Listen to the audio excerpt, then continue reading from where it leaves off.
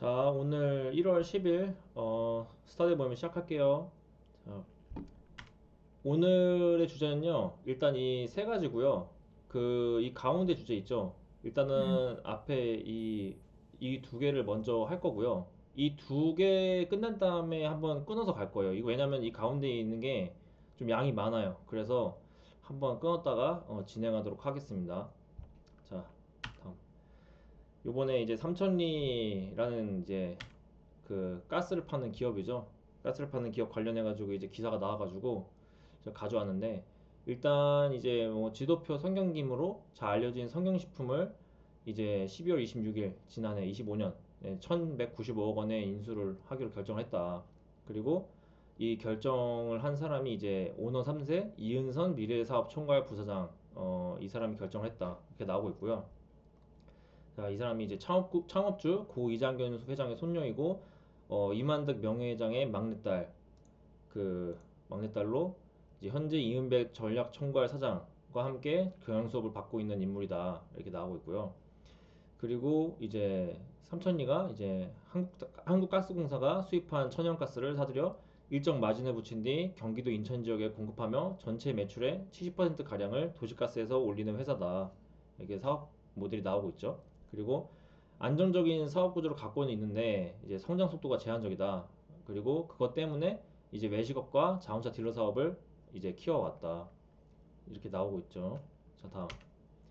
이거는 이제 삼천리 사업 보고서에서 제가 가져온 거예요. 근데 그냥 보시면은 이제 도시가스로 비율이 압도적으로 높은 거를 확인하실 수가 있죠. 68% 넘고 69% 이렇게 되는데, 이제 아까 이제 사업을 이제 사업 다각화에 대한 내용이 나왔는데, 이제 자동차 판매 여기 나와 있죠.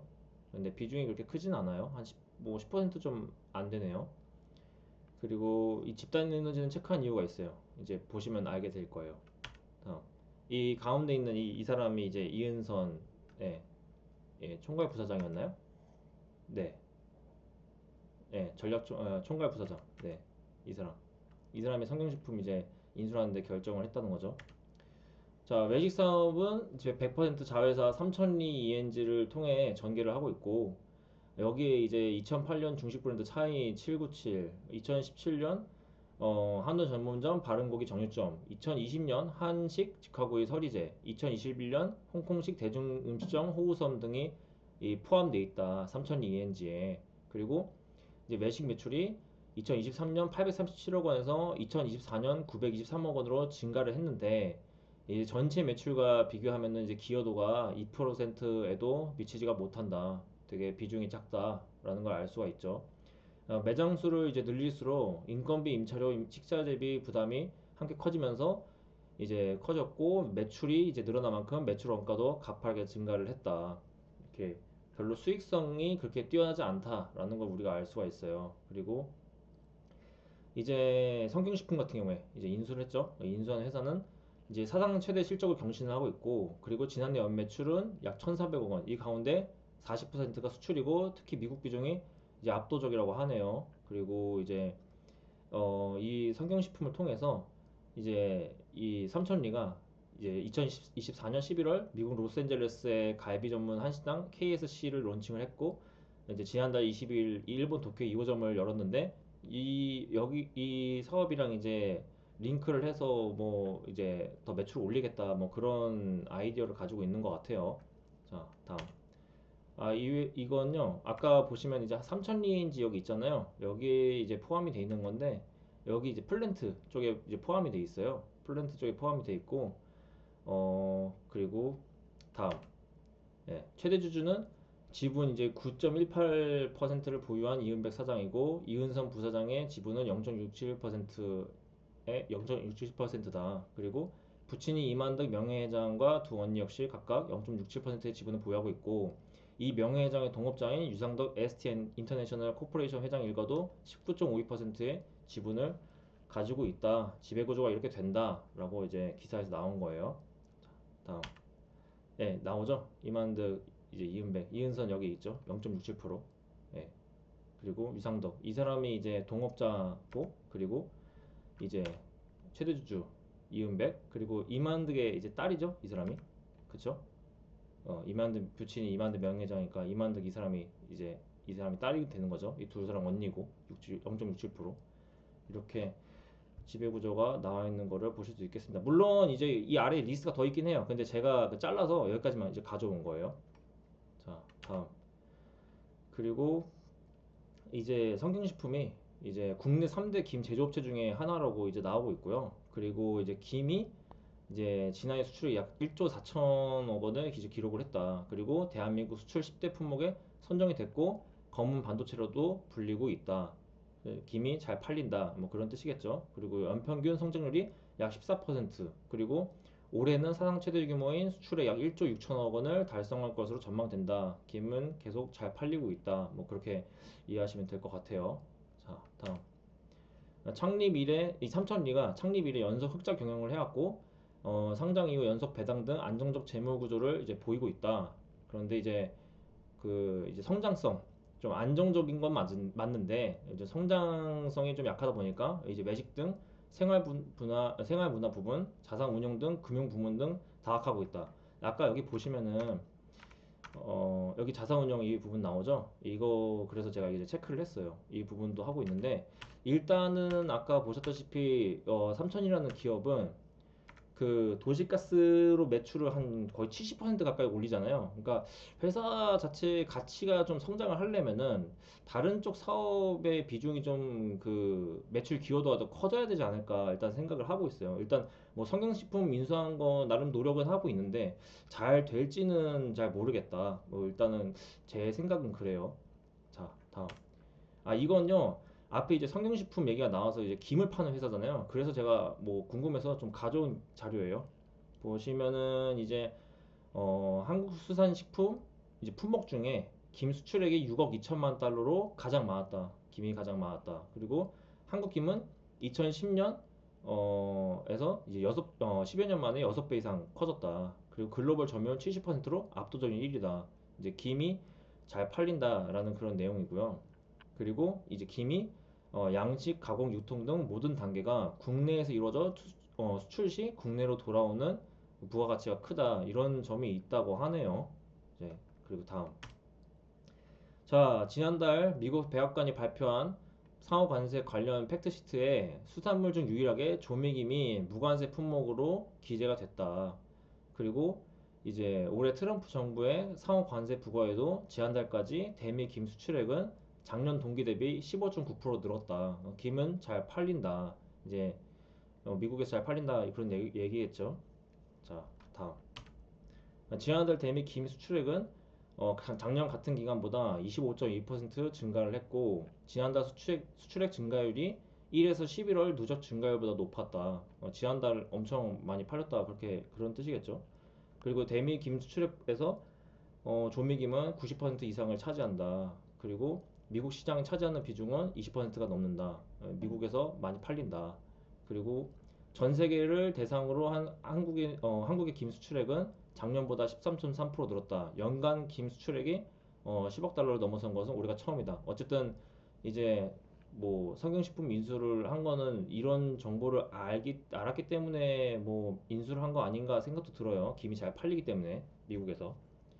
자, 일단은 뭐 그 삼천리가 앞으로 어떻게 뭐 비즈니스 모델이 변화가 될지 그리고 뭐 회사 가치가 어떻게 변할지 좀 지켜보면은 될 것 같아요.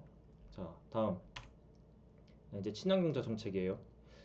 그 다음 이게 이번 주에 나온 기사였죠.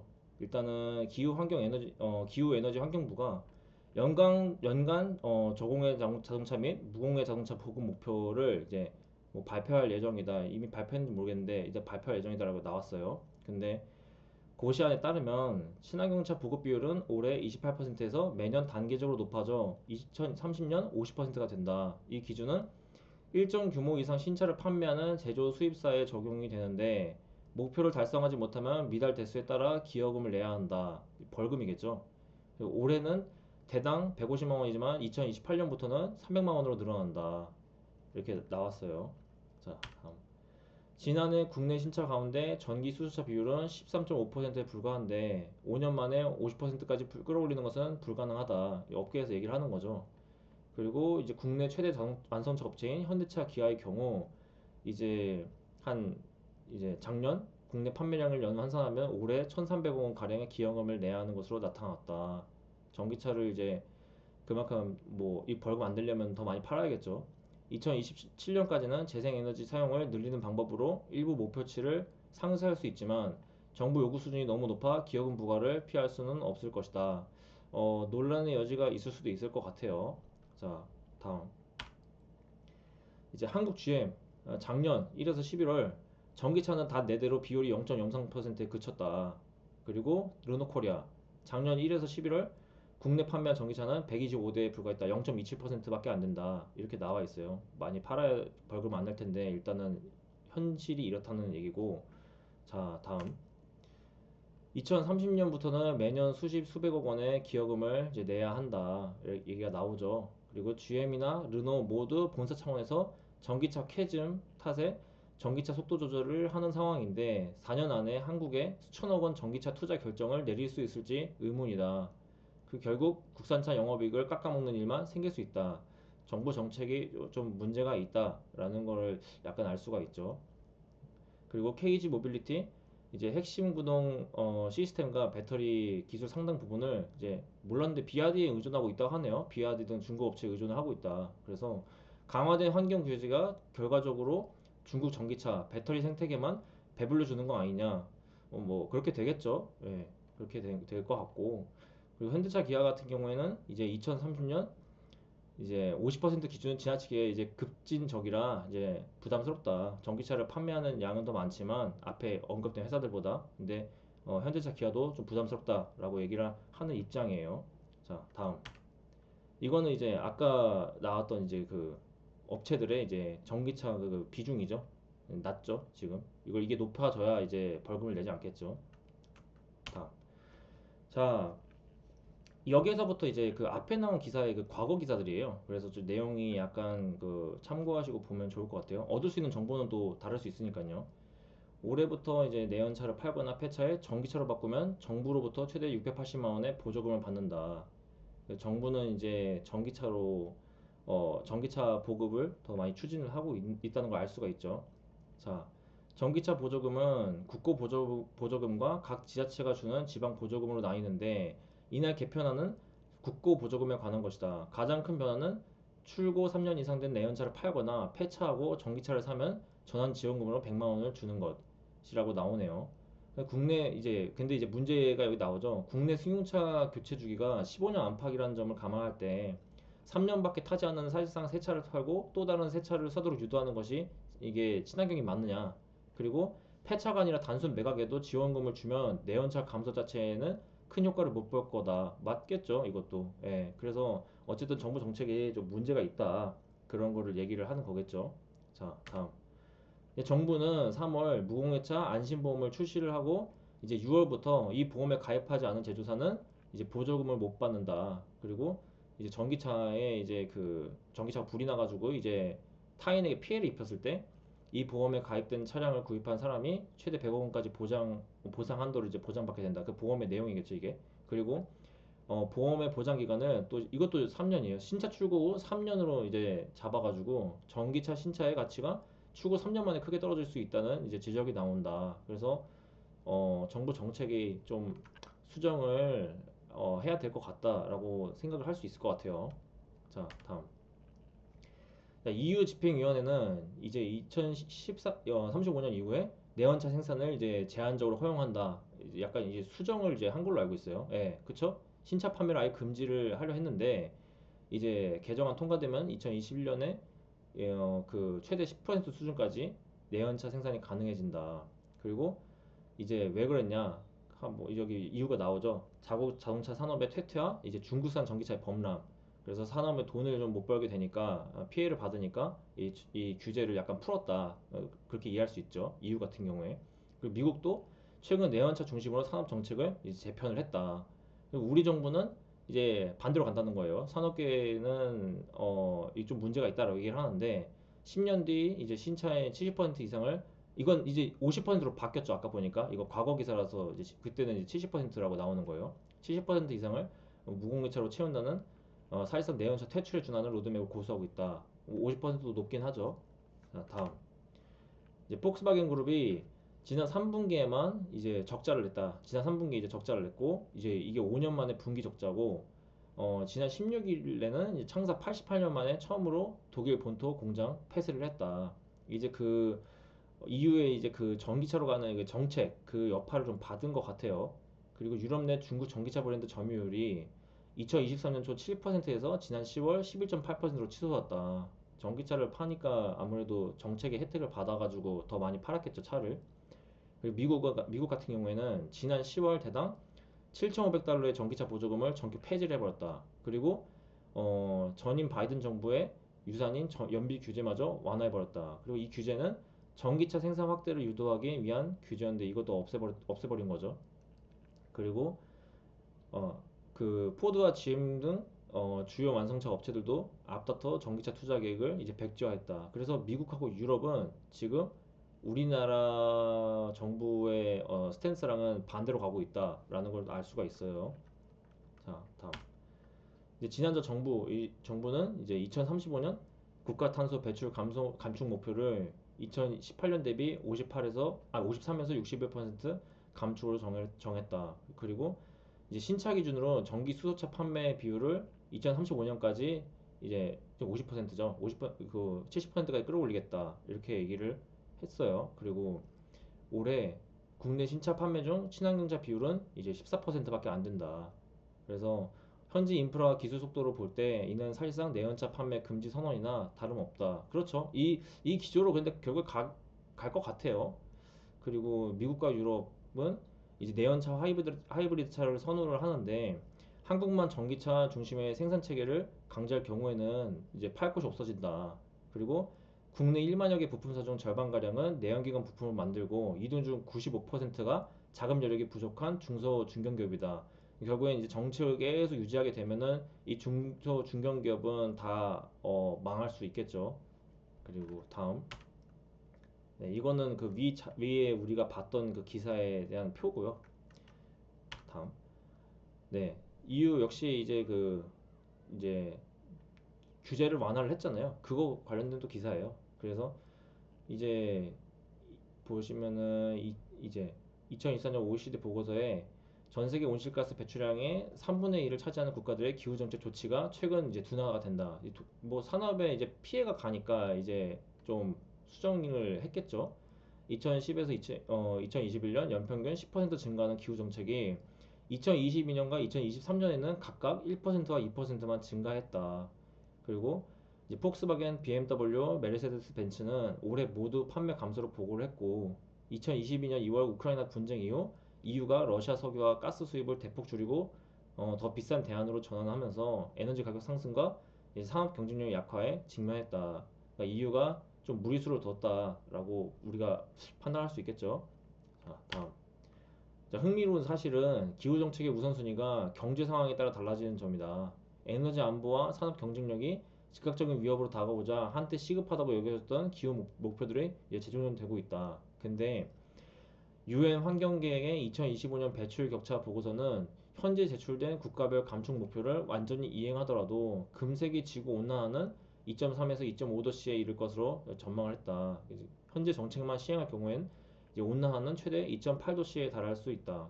2025년 기후행동 현황 보고서는 평가된 45개 지표 중 단 하나도 2030년 목표를 달성할 궤도에 있지 않다고 경고를 했다. 결국엔 이제 EU 같은 경우에 뭐 미국도 마찬가지겠지만 이제 기후 변화에 대해서 뭔가 우리가 신경을 써야 된다. 그래서 정책을 펼쳤는데 이제 이게 산업에 타격이 가하니까 이제 돈은 또 벌어야겠다. 뭐 그런 생각이 있는 거겠죠. 그래서 이제 기후 목표들이 이제 재조정 되는 거고. 근데 현재로서는 지금 단 하나도 목표를 달성할 궤도에 있는 게 없다라고 이게 얘기가 나온 거예요. 자, 다음. 네. 근데 이게 왜 우리나라 정부는 그렇게 했냐? 왜 이렇게 좀 정부 정책을 설정했냐 하니까 정부는 이제 이런 강력한 감청안을 검토하는 이유로 국가 온실가스 배출량에서 수송 부문 감축에 가장 더딘 점을 꼽았다. 이래서 이제 친환경차 비중을 50%까지 늘려야 된다. 뭐 그렇게 얘기를 한 거다라고 우리가 알 수가 있죠. 다음. 이 주제 하기 전에 이제 일단은 한번 이제 끊었다 갈게요. 일단 이 좀 여기 내용이 많거든요. 그래서 이거 다루기 전에 한번 이제 끊었다가 가도록 하겠습니다.